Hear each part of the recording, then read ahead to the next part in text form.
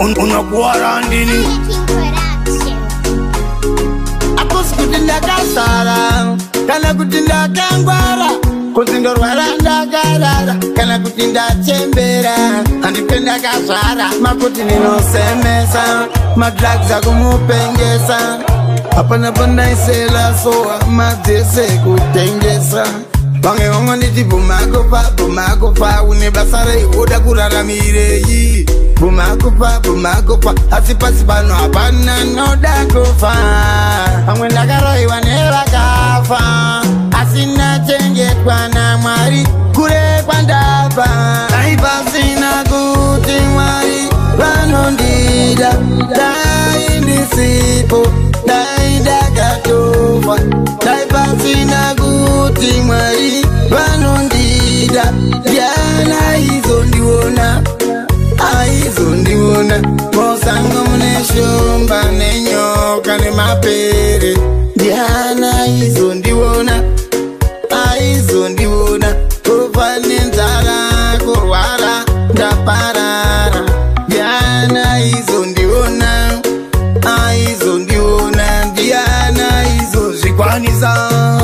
kuzvinanganisa zvacho zvandakakanganisa vachiti ndinomakisa vaida tidzokere kumashure tive marombe nemahure asi hatingazonyarare nyange vakati musahukure rega nditaure zvananganisa tinamboona dai pasina Mwari ndisina kumbopona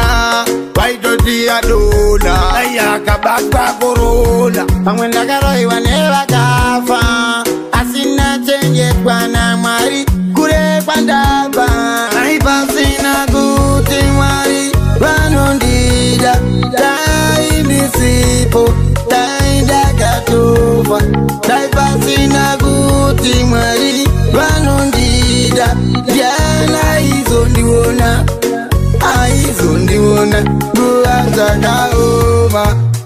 ndokanganisa vakazozvinyanyisa ezvo zvakula kundiurayisa zvekuti mese munoti agarike naye uyo mese moti atambike naye uyo munhu wese oti afambike naye uyo saka siyanai naye uyo dai pasina Mwari vamwe vakapuwa mari vakatengesa ushamwari handichisina shamwari asi nodiwa naMwari pamwe ndakaroiwa nevakafa asina chengetwa naMwari kure kwandabva dai pasina kuti Mwari vanondida dai ndisipo dai ndakatofa dai pasina kuti Mwari vanondida diana aizondiona dai pasina kuti Mwari vanondida dai ndisipo dai ndakatofa dai pasina kuti Mwari vanondida diana aizondiona